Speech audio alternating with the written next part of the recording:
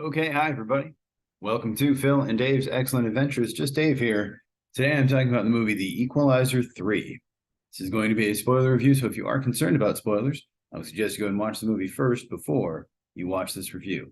The Equalizer 3 is the third movie in the Equalizer trilogy, starring Denzel Washington as Robert McCall, the Equalizer, a man who I don't know, helps people, helps equalize things, I suppose. Yeah, so in this movie, he is taking out a mafia cartel or whatever. Gets shot and he has to recuperate in Italy. Meets people there, becomes friends with them, and helps them from people who are trying to hurt them. There you go. All right, so as far as what I liked about the movie, overall, the cast was great. Denzel Washington is always good. I guess it's Denzel now. I don't know. But anyway, Denzel Washington, always good in this, and he's very solid in his performance as always, and believable for a guy who's like 70 years old or however old he is. Dakota Fanning was good in this as the FBI agent, CIA, whatever, government agent. David Denman from The Office shows up as one of the agents too, which is just funny to see. He's Roy from The Office. I liked Guy Scodelario as Amina, and Reno Girone as Enzo. All great throughout, and the bad guys were good too. I didn't bother to look up their names or anything, but they're good, convincing bad guys. Overall, it's well directed. Antoine Fuqua is a very accomplished director, and he knows how to make it look really cool. There's a lot of scenes in particular that I really liked.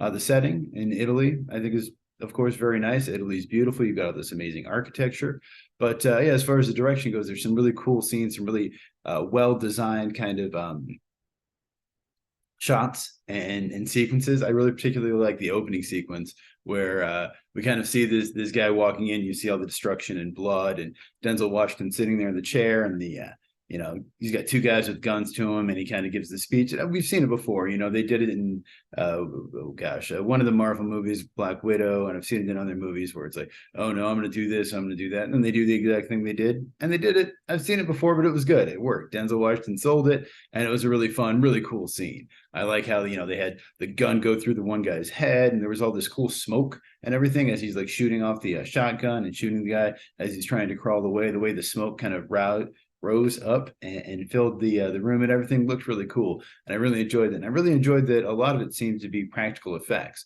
especially with like the actual like shots, the squibs and stuff like that. Or if it wasn't, at least it looked like it was practical effects and not CGI to me. I liked the music by Marcelo Zarvos. He did Emancipation of the Guilty, both Fuqua movies, so he works with Antoine Fuqua a lot. Yeah, I did appreciate, like I said, with the guns, you could see the smoke coming out from the guns. At some point, there's an explosion that I think the explosion itself was CG. They only show it for a second, but then they actually did have like a car door was on fire, and they had actual practical elements within the shot to kind of mask the CG, and I thought it looked really good. So yeah, there's some real fire in there too, which you don't always see. So I appreciated that. And I'm sure there's probably more CG in here than I realized, but I think the ultimate point of it, and when it's well done, you don't really notice it. And for this, it seemed like there was also a fair amount of practical effects or really well done CG, and I appreciated that. I thought the story overall was pretty good. I enjoyed sort of seeing this guy. It's a story we've seen before. It's very much like a Western kind of movie or like a samurai movie where, he's this badass stranger comes to town and helps these nice people who are being taken advantage of. But I enjoyed that. There's a couple things that were pretty funny in here too, like the tea thing where he orders tea, and oh gosh, Amina is like, no, tea is for old ladies and Englishmen. That was a funny line, but she does eventually bring him tea, and he does his whole thing with the napkins and all that stuff. I like the whole thing with the hat where the guy's like, oh, you got to try this hat, and then she sees him and she's like, oh, that guy finally sold that hat. But then it turns out she did kind of like the hat, so that was kind of nice. There's a part where they're like fighting, and there's an overhead shot of this guy in an alleyway, and he hits this like this fruit, and it's in these cases. I can't think of the right word, but it like falls on the guy, and it's so well done that I'm like, it looks so good that I'm like, was that intentional or was that just like a happy accident? I just really liked watching that fruit fall on him. It was funny. I think there's a lot of cool scenes too. That first opening fight scene where he fights the guys is great. There's another fight scene kind of in the middle in the second act where he fights the kind of mid-level Italian bad guys, which again was a really fun scene. Some cool stuff where he like takes the guy's arm and like breaks it, and then like stabs the guy with his own arm. really fun, really inventive kind of stuff, and I really enjoyed that. And the fight scene in the end was also very well done. I enjoyed all of that. I think a lot of the appeal to these kind of movies is it's like a power fantasy. Yeah, you get to kind of watch it, and at least for me, and I think for a lot of guys and maybe women as well, I don't know. You're like, yeah, I'm like the Equalizer, like I could, if that were me, I could beat people up and make stuff right, and of course most of us aren't. But I like the concept of the Equalizer, the idea that there is someone out there who is kind of making the wrong things right, kind of filling in the gaps that law enforcement and society aren't doing. So I do appreciate that. And I do like at the end, they reveal that this whole thing started just because he was trying to get some guy's pension back. And they're like, was it your friend? He's like, nah, he gave me a ride once, and I appreciate that. And he got the exact dollar amount and gave it to him. And, he gave it to Dakota Fanning, who eventually does give it to the guy, which I'm almost like, I don't know, would she do that? I don't know. Is that illegal for her to do that? Kind of, but either way. Well, so I know I do actually sort of appreciate too, now that I think about it, that there's not really a love story. I thought there kind of was between Robert McCall and Amina, but they never really pursued it too much. So I'm just like, okay, cool. It was almost there, but not quite. So I kind of appreciated that. First, what I disliked about the movie, it did kind of take a long time to get going. I mean, we got that kind of initial opening scene, but even that I noticed, for me at least, was a little slow. I've noticed that in this movie in particular, and I think Fuqua's style in general is it's slow. It's methodical. It really kind of takes its time. It reminds me a lot of kind of older movies where like they show a little bit more of like a car pulling up and someone getting out and then walking up to the door and knocking on the door. Whereas a new movie just like shows the door open and the person's there because you don't need the rest of that. This movie seemed to kind of take a little more time with its shots and kind of be a little slower, which I think some people probably appreciate. But for me, I think it was a little slow. It definitely takes its time. It's definitely very methodical. And I kind of felt like the movie was sort of too long, but then I looked it up. It's 109 minutes, so it's not that long. I mean, it's under 2 hours.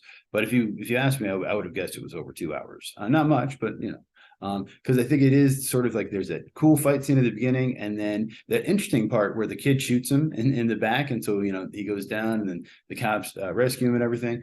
That's all great, but then it's just the whole taking time for him to recover and everything. And I understand, of course, being shot takes time, and I understand that's basically the plot of the movie. And he has to take time to get to know these people and to sort of fall in love with this town. But to me, it felt like, okay, is this movie the Equalizer or the Recuperator? Like, is he just hanging out in bed this whole time, or is it about this guy who takes care of thugs and beats people up, or is it about this guy who got injured and is trying to? Which again, that's a fine movie, but just not quite the movie that I signed up for. And in some ways too, it felt like almost like just like a travel log for Italy, which again, cool, fun movie, but not exactly what I was looking for. I'm not looking for the second season of Master of None here. I'm just looking for an action movie where bad guys get shot. There's also a scene where Dakota Fanning's character sort of interrogates this guy, and I'm like, okay, cool. We get to see a scene where she's kind of badass and she intimidates this guy. How's she going to do it? What's she going to say? Is she going to be crooked? Is she going to be smart? Is she going to intimidate him somehow physically or something? And instead she's just like, no, you're going to give me that information. And okay, why? Because she was so confident when she said it. I don't know. I feel like, did they cut a scene there? Was there a scene where she did say something and did it not work, or it was just, I don't know. I guess I wanted a little something more with that. And I did feel like there was a little too much time in between the action scenes. There's basically three. There's one in the beginning, one in the middle, and one at the end. And of course, they're long scenes, and there's a lot going on, and there are multiple scenes within it. But for me, I just felt like there was maybe a little bit too much time between them. I feel like if they would have cut that down, or maybe had a fourth kind of big action scene, that would have helped keep me occupied, because I probably have ADHD, honestly. So yeah, other than that, movie is directed by Antoine Fuqua. He did Training Day, Replacement Killers, Equalizer 1 and 2. It was written by Richard Wank, who wrote the first two Equalizer movies, also The Mechanic. He works with Fuqua a lot. It's based on the TV show The Equalizer, which was developed by Michael Sloan and Richard Lindheim. throughout this movie, I had to keep reminding myself that Dakota Fanning was not Chloe Grace Moretz, because when I first saw her in the trailer, I'm like, oh yeah, she was in the first movie. And I'm like, oh no, wait, no, that's Chloe Grace Moretz. And even in this movie, she shows up, she's like, who is this? I'm like, how do you not recognize his voice? I'm like, oh yeah, no. Well, why are you doing this? Because you're the girl from the first movie. But no, she's not the girl from the first movie. Different girl, different young blonde child actress. And then in the end, they do sort of reveal Bill Pullman as her dad. And I'm like, okay, what? I don't. Bill Pullman, the president from Independence Day? No, the guy from Spaceballs? No, so I guess he was in the second movie, and I realized after looking it up, I don't think I ever saw the second movie. So, hey, that's my fault on that one. But yeah, apparently she was Bill Pullman's daughter, who was his wife was killed in the second movie, I think. Okay, cool. The movie had a $70 million budget. It made $42 million for its opening weekend here domestically, 68 million worldwide. So I think it sort of exceeded expectations there. It's, I think, the second highest Labor Day movie domestically for the weekend. So it's good. It's not a big weekend for movies, though. Rotten Tomatoes on this is 75% for audience and 94% for critics, which is funny. I almost was going to skip this movie, but then I looked it up and I saw it was 74, and it was at, I think it was at 100% for the critics when I looked it up, and I'm like, all right, let's see it. Denzel Washington's a good actor. Antoine Fuqua is a good director. Like, let's go. I'm into it. And so yeah, the movie looks like it definitely had no problem making its money back. And to me, this movie very much felt like an ending. It felt like he kind of quit being the Equalizer and maybe was going to retire to this town in Italy or something, which makes sense. He's old enough, and they've made 3 of them now, but it sounds like the movie's going to make some money, and it sounds like they are open to sequels. So Antoine Fuqua has discussed maybe doing some de-aging technology on Denzel Washington, or maybe recasting it with his son, John David Washington, or Michael B. Jordan. So that would be interesting. I'd be down for any of those. I think it is an interesting character, and there is more to do. I know they had a TV show with Queen Latifah for a while, but I never watched that. But yeah, the movie was good. I enjoyed it, but I didn't love it. And I think maybe my expectations were a little high. But I don't know. I feel like my initial thought was like, I can skip that. I can see it when it comes to streaming. But then I thought, okay, I hear it's good. Let's check it out. And it was fine. I feel like if I watched it on streaming, I would have really liked it, and it would have been a great time. And maybe I would have said, hey, they should have put that in theaters. But I don't know 100% if I feel like it was worth going to the theater to see. It was just fine. It was okay. There's some really good action scenes, some really fun kills in there, some really inventive stuff, and some really good practical effects, but a little slow, and there could have been a little more action for me personally. So I think I'm going to give it a 7. A 7 out of 10, just a perfect, C movie. Good, but not great. I liked it, but I didn't love it. But, if you saw the movie, let me know what you thought of it down in the comments below. Thank you so much for watching. Hope you have a great night, and I will see you here again next week.